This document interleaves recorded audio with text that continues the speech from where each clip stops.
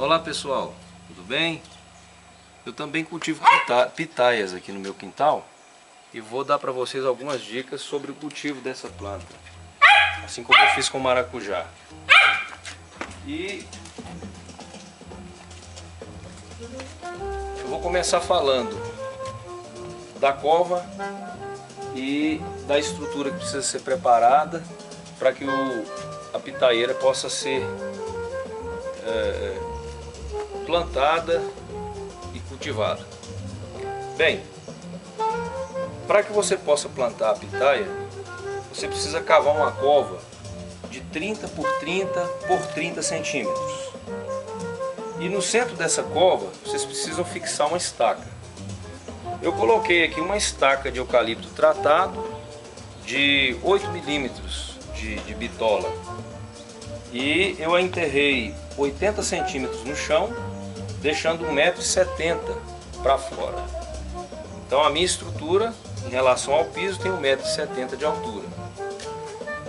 Depois de feito o preparo da cova, ou de abertura da cova, nós precisamos fazer a adubação.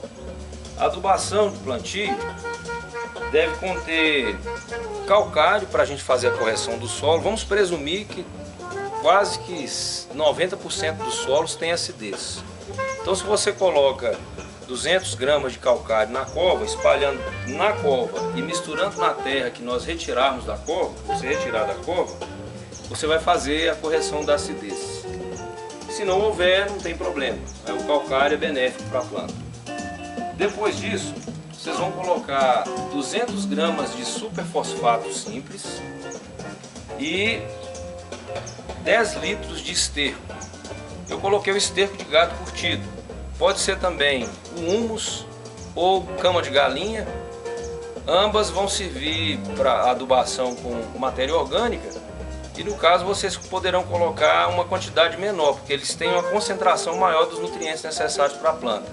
Então, em vez de 10 litros, esses dois últimos vocês poderiam colocar 5 litros. Isso também para a torta de mamona, que é outra opção de matéria orgânica que pode ser misturada no solo. 5 litros. Então eu pus 10 litros de esterco de gado, curtido. Lembre-se de curtir o esterco, porque se você coloca o esterco sem curtir na cova, ele vai curtir na cova e vai provocar a elevação da temperatura do solo, fazendo com que às vezes até a planta morra. Pode queimar a raiz da planta, cozinhar a raiz da planta. O esterco, quando está curtindo, chega a 70 graus Celsius. Então, feito isso, nós misturaremos a terra, devolveremos a terra misturada com esses materiais para a cova e plantaremos as mudas. As mudas podem ser cladódios, como esses que nós temos aqui. Eu comprei os cladódios pela internet, há muitos vendedores.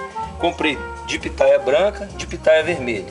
Esses eu tirei da poda que eu fiz das pitaias que plantei há cerca de 9 meses atrás. Elas têm 9 meses e chegaram aqui com aproximadamente esse porte.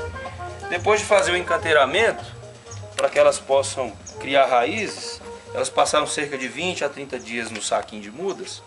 Eu tirei de lá e plantei aos pares aqui nas minhas estacas ou nas minhas covas. E dando esse ângulo de 180 graus entre um e outro, já que eu plantei 2 por estaca, uma de cada lado. Se você quiser plantar 3, procure colocar um ângulo de 120 graus entre elas e a quantidade poderá ser maior quanto mais grossa for a estaca que você usar. Porque a planta, quando estiver desenvolvida, vai ficar bem pesada. Então, chegamos no ponto de plantar. Plantamos, nós vamos amarrar a muda, a estaca, enquanto a planta cresce. À medida que ela crescer, surgirão brotos no corpo da pitaieira.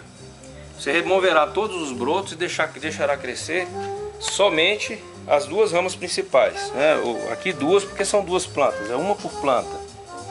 Quando ela chegar ao topo da espaldeira, aliás da estaca, nós vamos fazer essa poda que se vê aqui, ó. Vejam só, está cortada. Essa poda foi feita considerando a altura da estaca. Isso porque assim que nós realizamos a poda, surgem brotos nas extremidades dos cladódios. E são esses brotos aqui que vão formar a copa. Essa aqui se chama poda de formação, semelhante ao termo que nós usamos na poda do maracujazeiro. No topo da estaca você vai precisar colocar uma estrutura para que a copa da planta possa se apoiar, como essa que nós vemos aqui, feita de uma maneira muito simples. Eu fiz 2 furos cruzados, um embaixo do outro, como vocês podem ver aqui. Cortei 2 pedaços de vergalhão de 50 centímetros cada um, tirei o perfil de um pneu e o coloquei prendendo as extremidades do pneu às extremidades dos vergalhões usando arame. A estrutura fica firme o suficiente para suportar a planta e agora ela vai poder crescer e se apoiar sobre essa estrutura. E eu aproveitei também o pneu para fazer, mais uma vez, como eu mostrei para vocês no caso dos maracujazeiros, uma bacia de contenção. Para que serve? Para conter a adubação na área da raiz. Vejam que aqui temos alguns grãos de NPK que não vão sair dessa área, que é a área das raízes, nem que a chuva caia muito forte e nem quando eu fizer a irrigação. A minha irrigação é feita com regador ou balde, então eu chego e viro toda a água de uma vez e ela não escoa para fora da área da raiz. Então, isso aqui serve também para fazer a contenção da água de irrigação, como eu mostrei para vocês ontem, no caso dos maracujazeiros. E vejam o seguinte, vamos ver aqui uma planta que está mais desenvolvida. Notem o que eu disse. Todos os brotos que surgirem no ponto em que foi realizada a poda da rama principal ou do cladódio principal, vejam aqui, ele está podado. E brotos surgiram na extremidade dele. Esses aqui eu deixo crescer. Eles são os que vão dar a frutificação, vão formar a copa. Qualquer um que cresça ao longo dos brotos que estão saindo aqui, eu vou precisar podar. Só esses aqui eu vou manter. Todos os brotos que surgirem próximos à área em que está a estrutura de apoio. Porque a finalidade é garantir que a planta tenha onde se escorar e não venha se quebrar. E esses aqui é que vão ser os ramos onde vão surgir principalmente as frutas que nós estamos tentando cultivar aqui. Vejam aqui um exemplo de uma planta que já se apoiou na estrutura. Ela já está usando a estrutura para suportar seu peso. Ela teve um desenvolvimento maior e essa copa eu posso deixar chegar cada cladódio até cerca de 1,20 m, 1,5 m de comprimento. Quando eles chegarem a esse ponto onde está a minha mão aqui, eu vou fazer mais uma vez a poda da extremidade do cladódio e manter sempre limpo o corpo desses cladódios que estão pendendo a partir do topo da estrutura. Aqui nós temos 2 exemplos juntos, de uma planta com cladódios bem desenvolvidos após a primeira poda e de uma planta com cladódios ainda em desenvolvimento. Esse aqui é que é o ponto desejado. Vejam, todos os brotos estão acima do topo da estrutura e eles vão crescer abrindo para as laterais. Então, dentro de 8 meses a 1 ano, eu terei uma planta com uma copa com um diâmetro de aproximadamente 1,5 m, ocupando toda essa área aqui. Vocês podem notar também que eu coloquei uma distância de 2 metros, entre 2,20 metros entre as estacas. Por quê? Para que eu possa ter espaço para fazer o manejo da planta.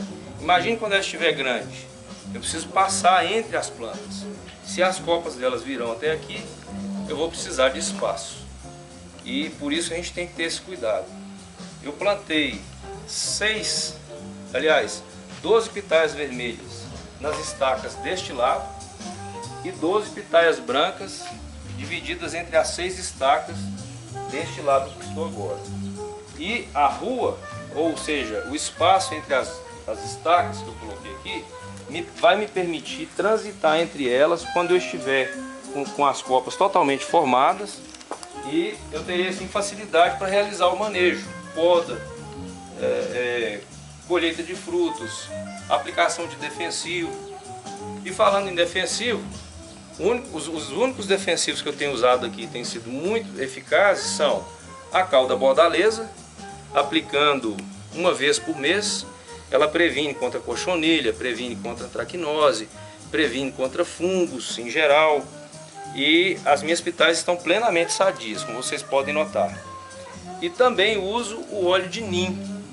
O óleo de NIM diluído na razão de 10 ml para cada litro de água, aplicado ao corpo da planta, também surte esse efeito de proteção contra as pragas que podem atacar a pitaieira. E eu quero que vocês notem aqui que essa planta tem um pequeno broto que surgiu mais embaixo, fora da área do topo do cladódio que foi podado. No entanto, ele está numa posição em que eu posso conduzi-lo e fazê-lo passar por dentro da estrutura. Nessa condição aqui, eu posso deixar, não tem problema nenhum, porque ele vai ser um ramo que vai compor minha copa. E os que saírem mais embaixo, eu vou ter que sempre estar atento para podá-los. Veja que ela está completamente limpa ao longo de todo o corpo da planta até chegar ao topo da estrutura onde eu fiz as podas. E cada poda que você fizer, dependendo do tamanho do cladódio, vai gerar novas mudas, já que a pitaia pode ser plantada usando-se seções dos seus cladódios ou um cladódio inteiro, né? Conforme ela produz gomos, você pode conseguir um cladódio inteiro, como por exemplo aqui. Se eu cortasse aqui, eu teria todo esse cladódio para replantar. Mas um cladódio desse tamanho eu posso partir em 2 ou 3 partes e replantar. Ao longo do processo de cultivo vão ser produzidas muitas e muitas mudas. Ela vai também criar essas ramas de fixação à medida que for crescendo e vai se prender firmemente à estaca. Veja que aqui, ó, eu não preciso mais usar os cordões de amarração, como se vê no caso dessa aqui, que ainda não está totalmente firme. Por alguma razão ela não lançou as raízes de fixação. A vizinha conseguiu, está bem firme e notem que ela não está amarrada. Então a gente usa isso só até o momento em que for necessário. É um recurso que faz parte do processo de condução enquanto a planta está em desenvolvimento. Então é isso. Quando houver mais novidades acerca do cultivo da pitaia, eu vou passar para vocês. E assim que estiver frutificando, nós vamos mostrar para vocês também a maneira de se realizar a polinização e métodos para se proteger a flor e a fruta das pragas que a atacam. A principal é a abelha irapuá, perfura a flor e a própria fruta em desenvolvimento. E isso é para futuro e logo nós teremos novidades acerca do cultivo de pitaias. Muito obrigado pela atenção de vocês, mais uma vez espero ter contribuído. Um abraço.